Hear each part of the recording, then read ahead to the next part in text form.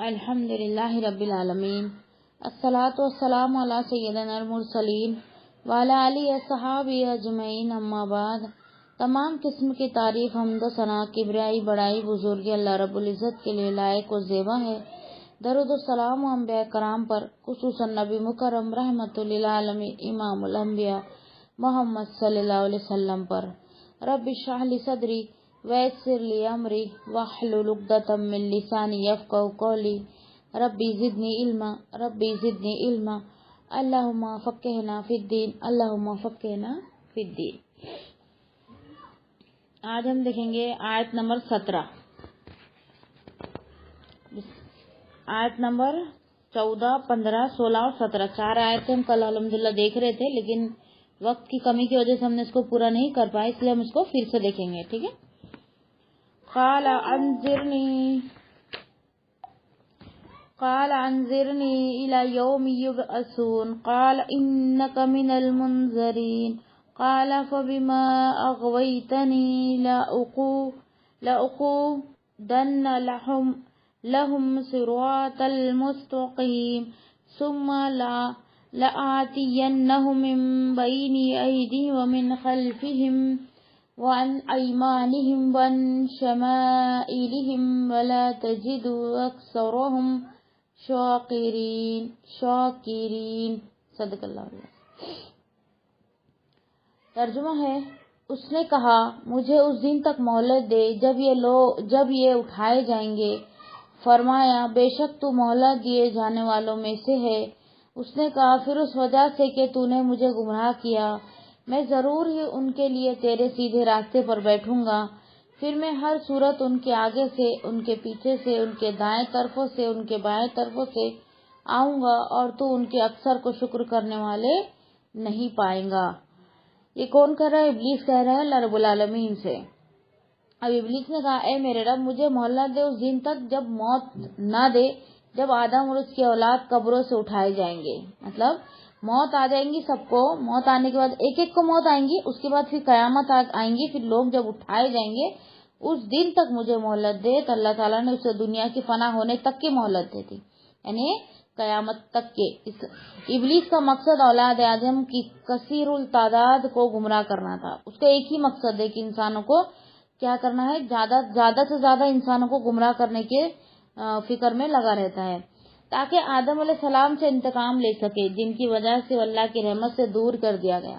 جب اللہ نے اس کی بات مان لی تو وہ عناد و تمرد میں آگے بڑھ کر کہنے لگا کہ جب تو نے مجھے گمراہی کر دیا ہے تو اب ان انسانوں کو میں چین سے نہیں رہنے دوں گا، اس کے در پہ ہو جاؤں گا اور انہیں تیری سیدھی راہ یعنی دین اسلام سے گمراہ کروں گا، انہیں ہر طرف سے گھیر لوں گا، بھلائی سے روکوں گا اور برائی کو خوبصورت بنا کر پیش کروں گا، تاکہ وہ شرکسی پر اتر آئے، اور پھر نتیجہ یہ ہوگا کہ ان میں سے اکثر لوگ ناشکری کریں گے، تیری عبادت نہیں کریں گے اور عقیدہ توحید پر قائم نہیں رہیں گے۔ یعنی میں ان کو ایسا بہکاؤں گا کہ ان کو ایسا لگے گا کہ ہم سیدھی راہ پر ہیں، لیکن میں ان کو الٹی راہ پر پھیر دوں گا، جیسا کہ شرک اور بدعت کی طرف وہ پھیر دیں گا۔ ایمان لانے کے بعد بھی بہت لوگ کیا کرتے ہیں، شرک بھی کرتے ہیں، بدعت بھی کرتے ہیں۔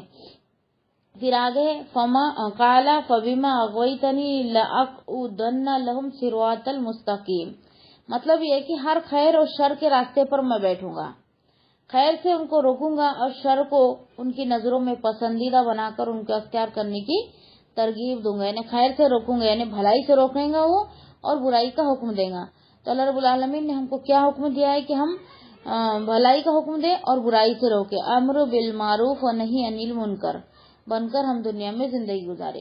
اسی کیفیت کا ایک منظر کس میں ہے؟ حدیث میں ہے کہ سیدنا صبرہ بن ابی الفا رضی اللہ تعالیٰ عنہ بیان کرتے ہیں کہ میں نے رسول اللہ صلی اللہ علیہ وسلم کو بیان فرماتے ہوئے سنا، بلا شبہ شیطان ابن آدم کے لیے اللہ کے راستوں پر بیٹھ جاتا ہے، وہ اسلام کے راستے پر بیٹھ جاتا ہے اور ابن آدم سے کہتا ہے کہ کیا تو اسلام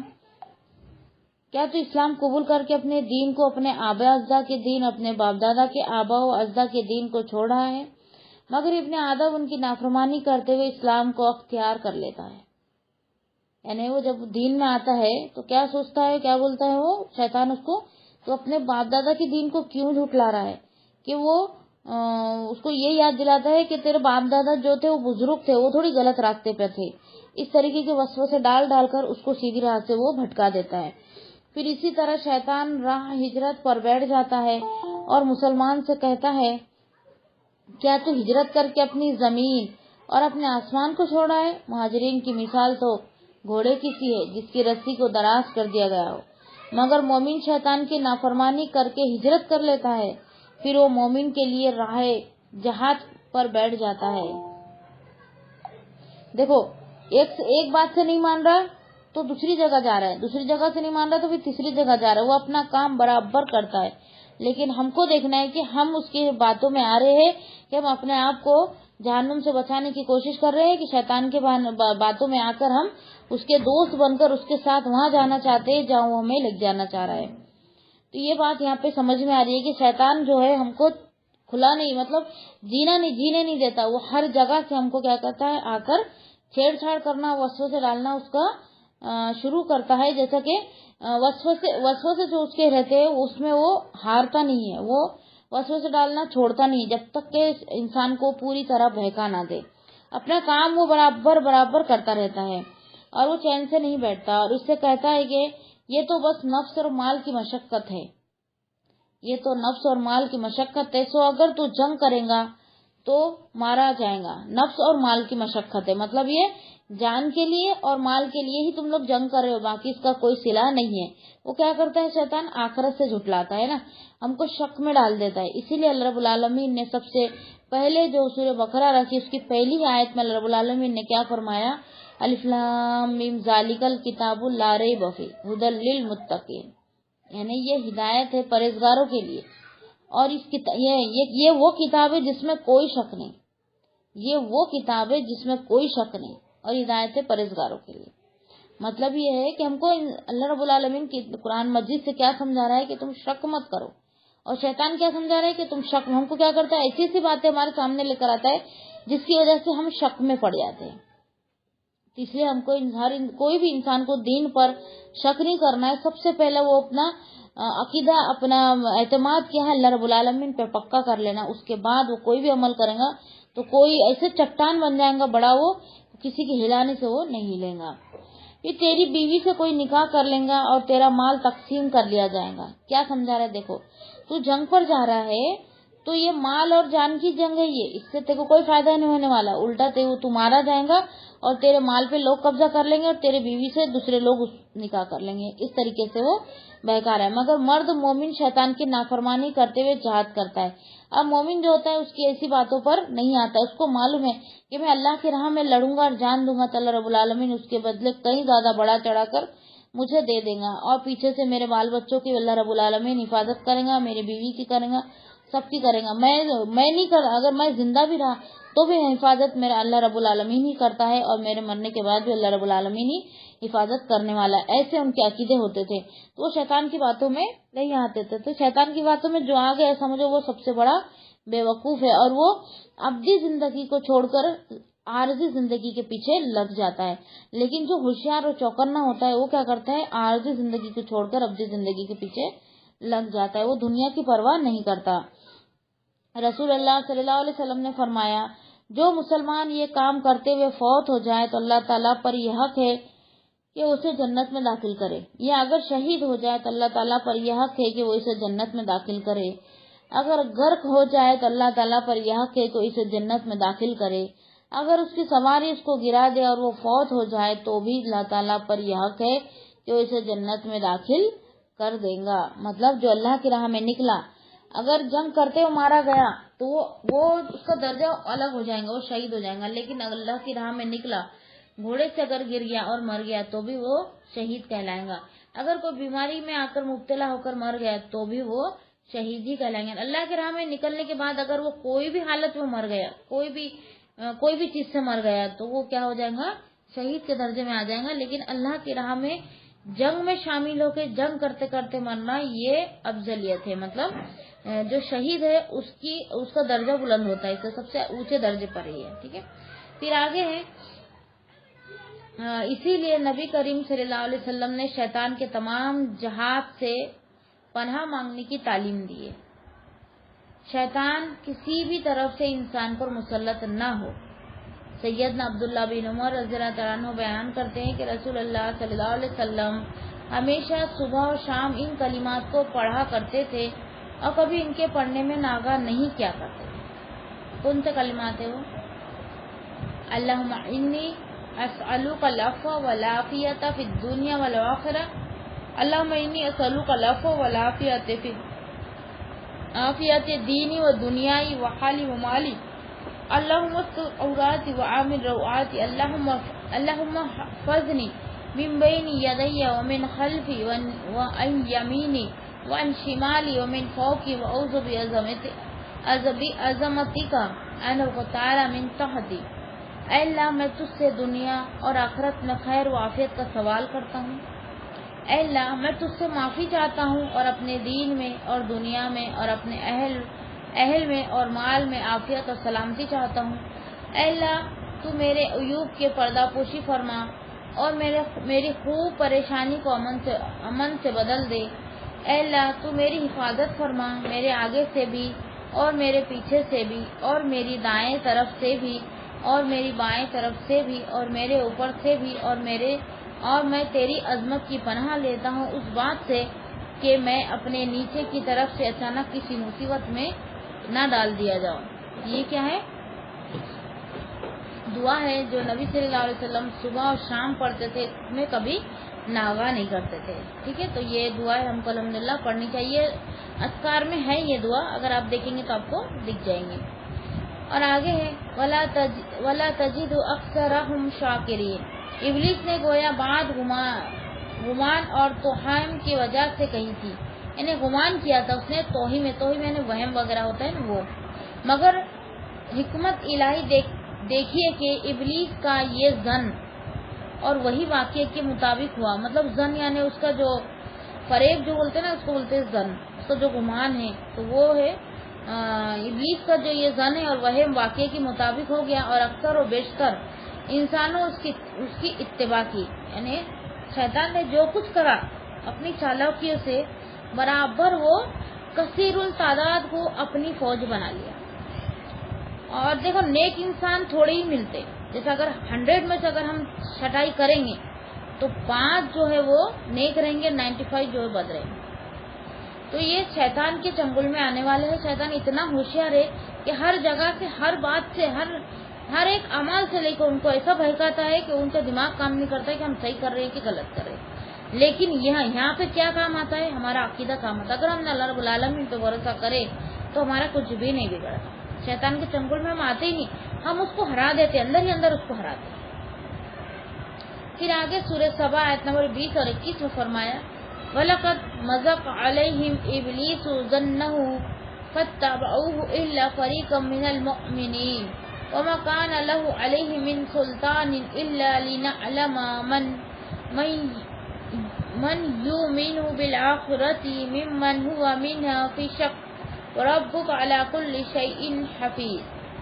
اور بلا شبہ یقیناً ابلیس نے ان پر اپنا گمان سچا کر دکھایا تو مومنوں کے ایک گروہ کے سوا وہ سب اس کے پیچھے چل پڑے اور اس کا ان پر کوئی غلبہ نہ تھا مگر تاکہ ہم جان لے کون ہے جو آخرت پر ایمان رکھتا ہے اس سے الگ جو اس کے بارے میں شک میں ہے, اور تیرا رب ہر چیز پر پوری طرح نگراں ہے. دیکھو شیطان جب بہکاتا ہے تو رب العالمین کا آزمائش ہم پر آ جاتی ہے. اللہ رب العالمین یہ دیکھنا چاہتے ہیں کہ میرے بچے میں مخلصت کتنی ہے, مخلص کتنا ہے, کتنا اپنے آپ میں سچا ہے. وہ تو شیطان کی باتوں میں آتا ہے کہ اس کو ہرا کر میری بات کو مانتا ہے. تو یہ اللہ رب العالمین ہم کو آزمائش میں ڈال دیتے ہیں. جب انسان پورے شیطان کو اور پورے گمان کو ہرا کر اللہ رب العالمین کی طرف پلٹتا ہے تو اس کا نام ہوتا ہے مومن. ٹھیک ہے, تو اللہ رب العالمین اس کو کیا کہہ دیتا ہے؟ مومن کہہ دیتا ہے. پھر آگے آیت نمبر 18 قال اخرج منها مذءوما مدحورا لمن تبعك منهم لأملأن جهنم منكم اجمعین. فرمایا اس سے نکل جا مزاحمت کیا ہوا دھتکارا ہوا، بے شک ان میں سے جو تیرے پیچھے چلیں گا میں ضرور ہی جہنم کو تم سب سے بھروں گا۔ کون کہہ رہے؟ اللہ رب العالمین۔ فرمایا اسے نکل جا، مزاحمت کیا ہوا اور دھتکارا ہوا، یہ شیطان کو اللہ رب العالمین کہہ رہے ہیں بے شک ان میں سے جو تیرے پیچھے چلیں گا میں ضرور ہی جہنم کو تم سب سے بھر دوں گا۔ اللہ تعالیٰ نے شیطان پر مزید لعنت اور رحمت سے دوری کا اعلان کرتے ہوئے دوبارہ کہا کہ تو یہاں سے ذلیل اور رسوا ہو کر نکل جا، یعنی مزید مطلب زیادہ کی لعنت اور اس کی رحمت سے اس کو دور کر دیا گیا، اور اعلان بھی کر دیا اللہ رب العالمین نے کہ یہ ذلیل ہے اور تو یہاں سے نکل جا۔ اور یہ بات تو اور تیری پیروی کرنے والے جان لے کہ اگر وہ لوگ تیری اتباع کریں گے تو میں تم سب سے جہنم کو بھر دوں گا، ان سب سے میں تجھ کو جہنم سے بھر دوں گا۔ قال اخرج منها مذموما مدحورا۔ سیدنا ابو ہریرہ رضی اللہ تعالیٰ عنہ بیان کرتے ہیں کہ رسول اللہ صلی اللہ علیہ وسلم نے فرمایا جب آدم کا بیٹا سجدے کی آیات تلاوت کرتا ہے پھر سجدہ کرتا ہے تو شیطان ایک طرف ہو کر رونے لگتا ہے اور کہتا ہے ہائے افسوس، ابن آدم کو سجدہ کرنے کا حکم ہوا تو اس نے سجدہ کر لیا، اس لیے اسے جنت مل گئی، مجھے سجدہ کرنے کا حکم ملا تھا، میں نے نافرمانی کی تو مجھے جہنم ملی۔ ہم جب نماز پڑھتے ہیں، نماز میں جب وسوسے آتے ہیں تو ہم کیا کرتے ہیں؟ اللہ رب العالمین کی طرف رخ کرنے کی، پوری توجہ دینے کی، خشوع و خضوع پیدا کرنے کی کوشش کرتے ہیں، چاہے وہ سجدہ ہو چاہے نماز ہو۔ تو شیطان کیا کرتا ہے؟ ایک طرف بیٹھ کر ہم کو دیکھ کر رونے لگتا ہے، یہ بھی ایک معنی آتا ہے اس کا۔ اور دوسرے معنی یہ آتا ہے کہ شیطان ہمارے اندر وسوسے ڈال کر ہماری نماز میں خلل پیدا کرتا، پھر ایسی غلطی ہو جاتی ہم سے جس پہ سجدہ سہو ہم پر واجب ہو جاتا۔ جب وہ سجدہ سہو ہم کرتے تو شیطان کو بہت زیادہ ذلیل کرنے والا ہوتا ہے۔ جب ہم سجدہ سہو کر کے اپنے آپ کی معافی کروا لیتے ہیں تو ایک طرف بیٹھ کے روتا ہے اور کہتا ہے کہ مجھے بھی اللہ رب العالمین نے سجدہ کرنے کو کہا لیکن میں نے نہیں کیا اور میں ظالموں میں سے ہو گیا، اور اس نے سجدہ کر کے کیا کیا؟ انعام پا لیا۔ اور اللہ رب العالمین سے جب اس نے کہا کہ میں تیرے بندوں کو بہکاؤں گا وہ بھی گناہ کریں گے، تو اللہ رب العالمین نے توبہ نازل فرما دی کہ میرے بندے کو قیامت تک توبہ کرنے کا دروازہ میں نے کھول دیا، جب بھی وہ گناہ کرے اور اپنے آپ پر پشیمان ہو یعنی نادم ہو، پچھتائے، تو وہ توبہ کر کے میری طرف پلٹ جائے، وہ توبہ کر کے میری طرف پلٹ جائے۔ تو جب شیطان کو بہت برا لگا اور اس نے بہت افسوس کیا اور بہت رویا کہ یہ توبہ کیوں نازل ہوئی، بندہ تو گناہ کرے گا، میں تو اس کو گناہ کراؤں گا ہی پکڑ کر، لیکن اگر وہ توبہ کر لیا تو پھر میرا کیا؟ میرے کیے کرائے پہ کیا ہو جائے گا؟ پانی پھر جائے گا، میری محنت پہ پانی پھر جائے گا، میری محنت رنگ نہیں لائیں گی۔ یہ توبہ نازل ہونے سے سب سے زیادہ دکھ اور پریشانی کس کو ہوئی تھی؟ شیطان کو ہوئی تھی۔ پھر آگے جیسا کہ اللہ تعالیٰ نے دوسرے مقامات پر ارشاد فرمایا، سورہ بنی اسرائیل آیت نمبر 63 تا 65، قال اصحاب فمن تبعك منهم فإن جهنم جزاؤكم جزاء موفورا واستفزز من استطعت منهم بصوتك واجلب عليهم بخيلك ورجلك وشاركهم في الأموال والأولاد وعدهم وما يعدهم الشيطان إلا غرورا ان عباد لیس لک علیہم سلطان وکفی بربک وکیلا۔ فرمایا جا پھر ان میں سے جو تیرے پیچھے چلیں گا تو بے شک جہنم تمہاری جزا ہے، پوری جزا، اور ان میں سے جس کو تو نے اپنی آواز کے ساتھ بہکا سکے بہکا لے، اور اپنے سوار اپنے پیادے ان پر چڑھا کر لے آ، اور اموال اور اولاد میں ان کا حصہ دار بن، اور انہیں وعدے دے، اور شیطان دھوکہ دینے کے سوا انہیں وعدہ نہیں دیتا، بے شک میرے بندے تیرا ان پر کوئی غلبہ نہیں، اور تیرا رب کافی کارساز ہے۔ یہ کیا ہے؟ اللہ رب العالمین اس سے چیلنج کر رہے کہ تو جس کو بھڑکانا چاہتا ہے بہکا، اور میں تم سب کو کیا کروں گا؟ جہنم کی طرف لے کے آ کے جہنم سے تم سب کو بھر دوں گا۔ اور اللہ رب العالمین نے کیا کیا؟ تو بہکا، لیکن تیرے پیادے تیرے سوار لے کر آ جا، تیرے پیادے لے کر آ جا، اور تو چڑھائی کر، اور اس کے بعد ان کے مال اور اولاد پر بھی تو چڑھائی کر لے، تو بھی جو میرے مخلص بندے ہوں گے وہ تیری باتوں میں نہیں آئیں گے۔ ایسا کر کے اللہ رب العالمین بندوں کو آزمائش میں ڈال کر ان کی آزمائش لیتے لیتے ان کو کھڑا بنا دیتا ہے۔ دیکھو مٹکا جب کمار بناتا ہے تو اگر وہ بنا کر ایسی دھوپ میں سکھا کر بیچ دے، اگر کوئی اس میں پانی ڈالے تو کیا ہو جائے گا، مٹکا ٹوٹ جائے گا. لیکن کمار کیا کرتا ہے، مٹکے کو آگ میں تپاتا ہے، خوب تپاتا ہے. جتنا وہ تپے گا، جتنا وہ آگ میں اچھے سے تپے گا، سکھے گا آگ سے، تو وہ اتنا ہی زیادہ کیا ہو جائے گا، مضبوط ہو جائے گا. ویسے ہی اللہ رب العالمین آزمائش دے دے کے اپنے نیک بندے کو ایسا کھڑا بنا دیتے ہیں کہ پھر اس کو کوئی اتنی بھی بڑی چٹان، ایسی چٹان بنا دیتے کہ کوئی چٹان بھی اگر اس کو ہلانے کے لیے آ جائے، یا شیطان کی ٹولی بھی ایک ساتھ اس پر حملہ کر دے تو بھی وہ اپنی جگہ سے نہیں ہلے گا. ٹھیک ہے. پھر آگے اللہ رب العالمین نے فرمایا سورہ اعراف کی 19، 20 اور 21 تین آیتیں ایک ساتھ لیں گے انشاءاللہ. وَيَا آدَمُ اسْكُنْ أَنْتَ وَزَوْجُكَ الْجَنَّةَ فَكُلَا مِنْ حَيْثُ شِئْتُمَا وَلَا تَقْرَبَا هَٰذِهِ الشَّجَرَةَ فَتَكُونَا مِنَ الظَّالِمِينَ فَوَسْوَسَ لَهُمَا الشَّيْطَانُ لِيُبْدِيَ لَهُمَا مَا أُورِيَ عَنْهُمَا مِنْ سَوْآتِهِمَا وَقَالَ مَا نَهَاكُمَا رَبُّكُمَا عَنْ هَٰذِهِ الشَّجَرَةِ إِلَّا أَن تَكُونَا مَلَكَيْنِ أَوْ تَكُونَا مِنَ الْخَالِدِينَ وَقَاسَمَهُمَا إِنِّي لَكُمَا لَمِنَ النَّاصِحِينَ. اے آدم، تو اور تیری بیوی اس جنت میں رہو، بس دونوں کھاؤ جہاں سے چاہو، اور اس درخت کے قریب مت جاؤ کہ دونوں ظالموں میں سے ہو جاؤ گے. پھر شیطان نے ان دونوں کے لیے وسوسے ڈالا تاکہ ان کے لیے ظاہر کر دے جو کچھ ان کی شرمگاہوں میں سے ان سے چھپایا گیا تھا، اور ان سے کہا تم دونوں کے رب نے تمہیں اس درخت سے منع نہیں کیا مگر اس لیے کہ کہیں تم دونوں فرشتے بن جاؤ یا ہمیشہ رہنے والوں میں سے ہو جاؤ. اور اس نے دونوں سے قسم کھا کر کہا بے شک میں تم دونوں کے لیے یقیناً خیر خواہ ہوں. دیکھو شیطان نے آدم علیہ السلام اور ماں ہوا کو کیسے بہتایا کہ تم، اللہ رب العالمین نے ان کو بھی آزمائش میں ڈالا تھا نا کہ تم جہاں چاہے کھانا، لیکن وہ درخت کے پاس مت جانا. لیکن شیطان نے کیا کہا کہ تم وہ درخت کے پاس جاؤ گے تو تم کیا، وہ درخت کا اگر پھل کھاؤ گے تو تم فرشتے بن جاؤ گے یا پھر ہمیشہ زندہ رہو گے. اور ان کو قسم کھا کر کیا دلا رہا تھا کہ میں تمہارا خیر خواہ ہوں. اس وجہ سے آدم علیہ السلام سے کیا ہوا، غلطی ہوئی. ایک غلطی آدم علیہ السلام سے بھی ہوئی اور ایک غلطی شیطان سے بھی ہوئی ہے نا.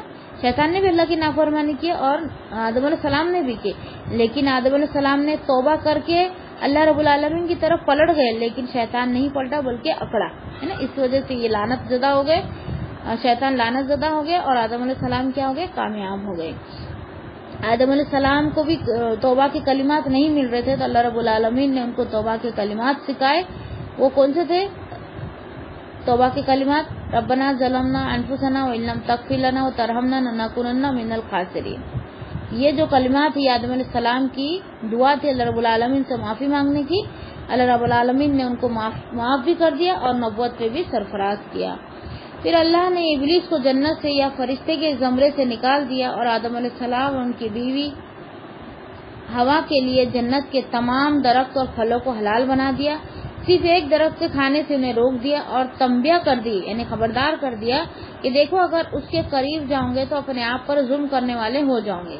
شیطان نے جب انہیں اس حال میں دیکھا تو اس کی حسد کی آگ بھڑک اٹھی اور ان کے ساتھ مکر و فریب کی سوچ لی تاکہ وہ جن نعمتوں سے بہرہ مند ہو رہے تھے اور انہوں نے جو خوبصورت لباس زیب تن کیے ہوئے تھے، خوبصورت لباس پہنے ہوئے تھے، وہ سب کچھ ان سے چھین لیا جائے. اس نے اللہ کے خلاف اس طرح پردازی کرتے ہوئے کہا کہ تمہارے رب نے تمہیں اس درخت سے اس لیے روکا ہے کہ اگر اسے کھا لو گے تو تم فرشتے بن جاؤ گے، پھر کھانے پینے کی محتاجی نہیں رہیں گی یا تمہیں موت لاحق نہیں ہوں گی اور جنت میں ہمیشہ ہمیشہ کے لیے رہوں گے.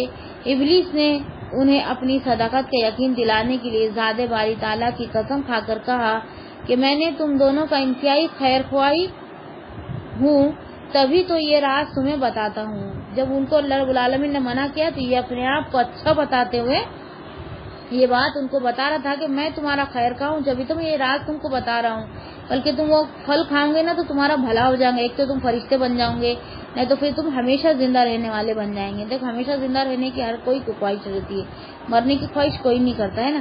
تو یعنی علم اگر سیکھ لیا اور اللہ رب العالمین کی نعمت اس کو یاد رہی، اللہ رب العالمین سے پر بھروسہ رہا تو وہ لوگ مرنے کی تمنا کرتے. جیسا کہ صحابہ کرام کو نبی صلی اللہ علیہ وسلم نے جو تعلیم دی تھی وہ تعلیم پر وہ جمے رہے اور नबी सल्लल्लाहु अलैहि वसल्लम की पैरवी भी की, अल्लाह के हुक्म को भी माना, यानी वो मजबूरी से नहीं मानते थे बल्कि खुशी से मानते थे। उनका दिल उसमें मुतमईन था और अल्लाह पे इतना एतमाद था कि वो मौत की तमन्ना करते थे। आज हम करते कि मौत की तमन्ना, मौत आने वाली है या बीमारी लगी तो जल्दी जल्दी इलाज करना शुरू कर देते, कहीं मर ना जाए, है ना।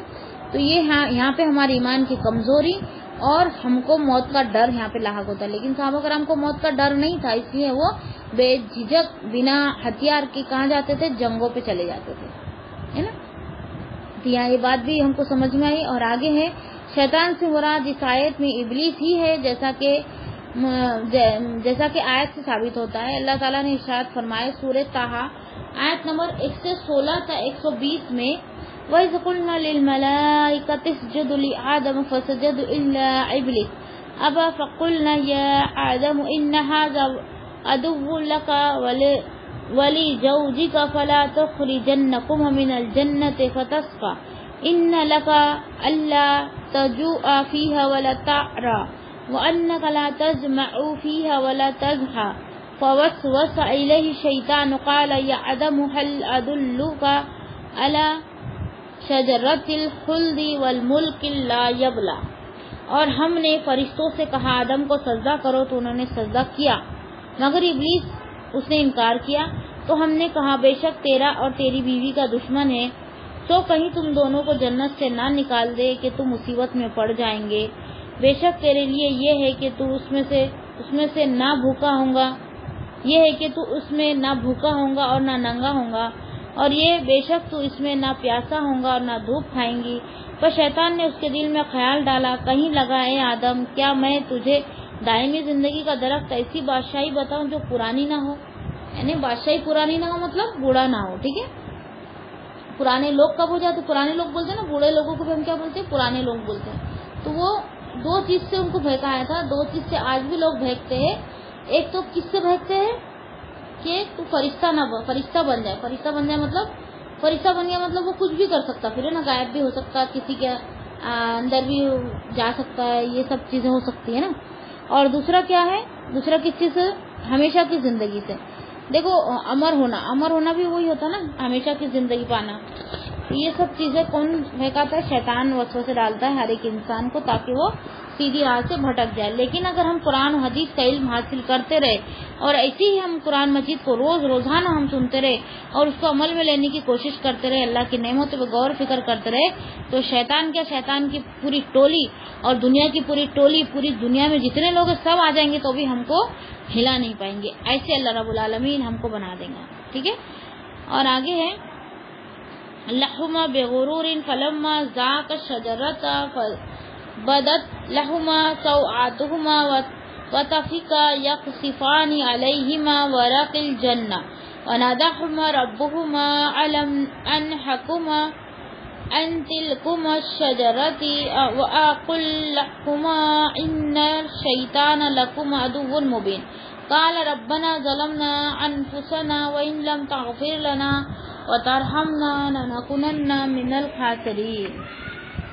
बस उसने दोनों को धोखे से नीचे उतार लिया। फिर जब दोनों ने इस दरख्त को चखा तो उनके लिए उनकी शर्मगाहें जाहिर हो गई और दोनों जन्नत के पत्तों से ले लेकर अपने आप पर चिपकाने लगे और उन दोनों को उनके रब ने आवाज दी, क्या मैंने तुम दोनों को इस दरख्त से मना नहीं किया और तुम दोनों से नहीं कहा कि बेशक शैतान तुम दोनों का खुला दुश्मन है। दोनों ने कहा, हमारे रब, हमने अपनी जानों पर जुल्म किया और अगर तूने हमें ना बख्शा और हम पर रहम ना किया तो यकीनन हम जरूर खसारा पाने वालों में से हो जाएंगे। देखो तुरंत ही उन लोगों का एहसास हुआ और उन लोग क्या किया, अल्लाह रब्बुल आलमीन से दुआएं मांगने लगे। और ये आयत देखो मैंने जो तुमको सुनाई थी वो आयत इसमें भी आई है, रब्बना ज़लमना अनफुसना व इल्लम तग़फ़िर लना व तरहमना लनकुन्ना मिनल ख़ासिरीन। ये है सूरह अराफ आयत नंबर 23। सूरह अराफ आयत नंबर 23 में देख लेना, ये आयत मिलेंगी। ये अगर याद नहीं होंगे तो याद करके इसको भी हम अपने पढ़ने का दिन भर जो हम जिक्र इल्लल्लाह करते हैं वो उसका मामूल बना ले, ताकि अल्लाह के जिक्र से हम कभी गाफिल ना हो, अल्लाह से हमेशा मग़फ़िरत मांगते रहे, ठीक है। پھر آگے شیطان نے دونوں کو دھوکہ دے کر بلندی سے پشتی پر پہنچا دیا، یعنی وہ اونچے درجے پہ تھے اور اس نے کیا کیا، ان کو بہکا کر پشتی پر لا دیا۔ ویسے ہی اگر ہم نیک عمل کرتے رہے تو ہمارے پیچھے بھی شیطان پڑ جائیں گا اور ہم کو بہکائیں گا اور پھر ہمارے بلند درجے کو کیا کریں گا، نیچے گرا دیں گا، بلند درجے پہ ہم کو کیا کریں گا، نیچے گرا دیں گا، ہمارے درجات کو بلند نہیں ہونے دیں گا۔ یہی کام شیطان کا ہے۔ تو یہ ہم کو سمجھنا ہے کہ ہم کو آخرت کی بلندی کو چھونا ہے، دنیا کی بلندی کو نہیں چھونا ہے۔ شیطان دنیا کی بلندی کی طرف لے کے جاتا ہے، اس کو معلوم ہے دنیا کی بلندی کی طرف اگر میں ان کو لے کر گیا تو آخرت کی بلندی ویسے ہی نیچے گر جائیں گی، کیونکہ انسان کو دنیا میں اگر فیمس ہونا ہے تو اس کو تھوڑا سا گرنا پڑتا اخلاق سے گریں گا جب بھی وہ دنیا میں فیمس ہوگا، نہیں تو نہیں ہوگا۔ لیکن آخرت میں فیمس ہونے کے لیے، آخرت میں پانے کے لیے، اللہ کی جنت، اللہ کی انعامات پانے کے لیے اس کو دنیا کی کوئی پرواہ نہیں کرتے ہوئے اخلاق سے اور اپنا جو کام ہے دین کا وہ کرتے رہنا چاہیے، ٹھیک ہے۔ پھر آگے شیطان نے دونوں کو دھوکہ دے کر بلندی سے پشتی میں پہنچا دیا اور اس نے ان دونوں کو ارتکاب معیشت کی ہمت دلائی، یعنی اس کا مطلب یہ نہیں ہے کہ ماں حوا اور آدم علیہ السلام جنت کے لیے پیدا کیے گئے تھے اور شیطان کی وجہ سے ان پر اللہ رب العالمین نے سزا کے لیے دنیا میں بھیجا، اس کا مطلب یہ نہیں ہے، بلکہ اللہ رب العالمین نے ان کو دنیا کے لیے ہی پیدا کیا تھا، لیکن جنت میں اس لیے بھیجا تھا کہ یہ جو تمہاری دنیا میں تم جائیں گے، وہاں جو تم عمل کریں گے اس کے بعد پھر یہ تم کو انعام میں دیا جائے گا۔ تو اللہ رب العالمین ان کو اس کی سیر کرانا چاہتا تھا اور ان کی آزمائش بھی لینا چاہتا تھا۔ جب انہوں نے اس سے شجرہ ممنوعہ کو شیطان کے دھوکے میں، شجرہ یعنی درخت ہوتا ہے، ممنوع یعنی منع کیا ہوا درخت، ٹھیک ہے۔ یہ ہارڈ ورڈنگ میں آتا ہے تو تھوڑا دھیان رکھنا، آپ لوگ کبھی قرآن مجید کی تفسیر پڑھیں گے نا تو اس میں ملے گا یہ شجرہ الممنوعہ کو شیطان کے دھوکے میں آ کر کھا لیا تو اس نے نافرمانی کا انجام فوراً ہی ان کے سامنے آ گیا، ان کے لباس ان کے جسموں سے الگ ہو گئے اور انہیں اپنے شرمگاہیں نظر آنے لگی، تو جنت کے درخت کے پتے لے کر اپنے جسموں پر چھپانے لگے تاکہ اپنی پردہ پوشی کرے۔ تب اللہ تعالیٰ نے بطور عنایت ان سے کہا، کیا میں نے تمہیں اس درخت کے کھانے سے نہیں روکا تھا اور کہا نہیں تھا کہ شیطان تم دونوں کا کھلا دشمن ہے؟ اس وقت انہوں نے اپنی غلطی کا اللہ کے حضور اعتراف کیا اور اللہ نے انہیں سکھایا کہ اپنی غلطی کی معافی کے لیے یہ دعا کیا کریں۔ اگر ہم کو غلطی ہو جائے، ہم کو اللہ رب العالمین سے معافی مانگنا ہے تو یہی ہے وہ دعا، ربنا ظلمنا انفسنا وان لم تغفر لنا وترحمنا لنکونن من الخاسرین۔ سورہ اعراف آیت نمبر 23 کی آیت ہے، اس کو ہر کوئی یاد کر لینا انشاءاللہ اور اس کو اپنے روزانہ پڑھنے کا معمول بنا لینا، جو صبح شام کے اذکار اس میں بھی رکھ لیے تو بھی چلتا، نہیں تو اگر ہم کو یاد ہے تو دن بھر بھی ہم اس کو پڑھتے رہے، کیونکہ زیادہ تر مصیبتیں ہمارے گناہوں کی وجہ سے ہی آتی ہے۔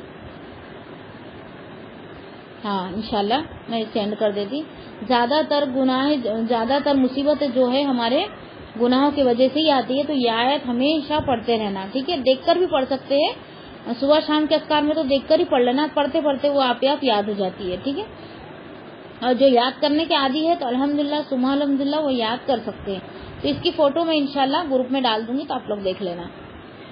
سورہ اعراف کی آیت ہے، اس کا ترجمہ ایک بار اور دیکھ لو۔ اے ہمارے رب، ہم نے اپنی جانوں پر ظلم کیا اور اگر تو نے ہمیں نہ بخشا اور ہم پر رحم نہ کیا تو یقیناً ہم ضرور خسارہ پانے والوں میں سے ہو جائیں گے، یعنی خسارہ مطلب نقصان اٹھانے والوں میں سے ہو جائیں گے۔ تو یہ آیت کا ترجمہ تھا، ٹھیک ہے۔ اس کی پک میں انشاءاللہ کلاس کے بعد اس میں ڈال دوں گی، گروپ میں ڈال دوں گی۔ پھر آگے ہے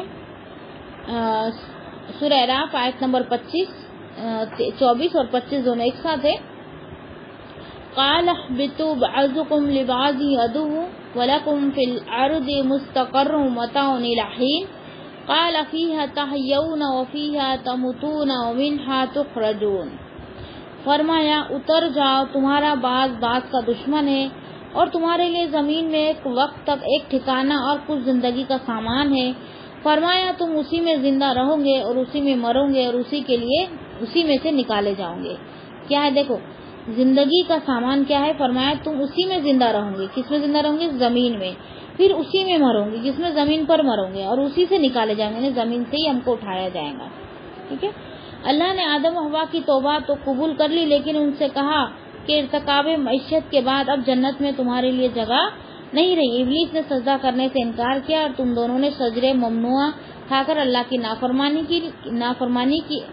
نافرمانی کی، اس لیے اب تمہاری جگہ زمین ہوگی اور رہتی دنیا تک تم اور تمہاری ذریت اور ابلیس اور اس کی ذریت کے درمیان عداوت چلتی رہیں گی۔ ذریت یعنی اولاد ہے، تم اور یعنی تمہاری بیوی یعنی آدم علیہ السلام اور آدم علیہ السلام کی بیوی ماں ہوا، ان کی جو اولادیں ہیں، اور ابلیس کی جو اولاد ہے وہ قیامت تک کے ایک دوسرے کے دشمن رہیں گی اور وہ دشمنی آخری تک نبھاتے رہیں گی۔ تم سب زمین ہی پر رہو گے اور دنیا کی عارضی نعمتوں سے موت آنے تک فائدہ اٹھاتے رہو گے، وہیں زندہ رہو گے، وہی مرو گے اور قیامت کے دن وہیں سے اٹھائے جاؤ گے۔ یہی زمین ہے، ہم یہیں پیدا ہوئے، یہیں مریں گے اور یہیں سے اللہ رب العالمین ہم کو اٹھائیں گا۔ اور اللہ رب العالمین نے فرما دیا کہ یہ جو زندگی یہ کیا ہے؟ عارضی ہے۔ عارضی کا مطلب ہے وقتی طور پر تھوڑی سی زندگی ہے۔ دیکھو موسیٰ علیہ السلام کے زمانے میں نا ان کی عمریں بہت لمبی ہوتی تھی، 650 سال 900 سال ایسی ہوتی تھی۔ تو وہاں کے لوگوں کو پتا چلا کہ آگے جب زمانہ آئے گا، جیسا کہ نبی صلی اللہ علیہ وسلم کی امت رہیں گی، ان کی عمر صرف 60-70 سال ہی رہیں گی، 60-70 یا 80 سال ہی رہیں گی۔ تو وہاں کی ایک بڑھیا نے کیا کہا، اگر میں اس زمانے میں ہوتی تو میں کچھ بھی نہیں کرتی بلکہ ایک جھاڑ کے نیچے اللہ کی عبادت کرتے کرتے ہی مر جاتی۔ اتنی کم زندگی میں کیا گناہ کرنا، ایسا سوچتے تھے، کیونکہ ان کی زندگی 2,000 سال کی عمریں ہوتی تھی موسیٰ علیہ السلام کے زمانے میں، اور آدم علیہ السلام کے زمانے میں تو اور زیادہ ہوتی تھی۔ لیکن وہ عمریں گھٹتے امت محمدیہ کی جو مثالیں ہیں، جو عمریں ہیں، وہ کیا ہوگی؟ کم ہو گئی، ہائٹ بھی کم ہو گئی ہے اور عمر بھی گھٹ گئی۔ اب 70-80 سال میں تو بہت زیادہ بوڑھے ہو جاتے ہیں نا، بہت زیادہ ہو جاتے ہیں، اور کوئی تو 60-70 میں 65 میں ہی چلا جا رہا ہے ابھی۔ پھر دوسرا ہے اور فرمایا سورہ طٰہٰ آیت نمبر 55 میں، مِنْهَا خَلَقْنَاكُمْ وَفِيهَا نُعِيدُكُمْ وَمِنْهَا نُخْرِجُكُمْ تَارَةً أُخْرَىٰ۔ اسی سے ہم نے تمہیں پیدا کیا اور اسی میں تمہیں لوٹائیں گے اور اسی سے تمہیں ایک اور بار نکالیں گے۔ اسی سے ہم نے تمہیں پیدا کیا یعنی مٹی سے، اور اسی میں تمہیں لوٹا دیں گے یعنی زمین میں گڈھا کھود کے ہم اندر ہی گاڑے جاتے، اسی میں مل جائیں گے، اور اسی سے جب قیامت کی سور پھونکی جائیں گی تو وہی قبروں سے نکل کر ہم اللہ رب العالمین کی طرف یا محشر میدان کی طرف ہم دوڑیں گے۔ وآخر دعوانا الحمدللہ رب العالمین، سبحان ربک رب العزت عما یصفون، السلام علی المرسلین، الحمدللہ رب العالمین۔ بسم اللہ الرحمن الرحیم، والعصر ان الانسان لفی خسر الا الذین آمنوا وعملوا الصالحات وتواصوا بالحق وتواصوا بالصبر۔ السلام علیکم ورحمۃ اللہ وبرکاتہ۔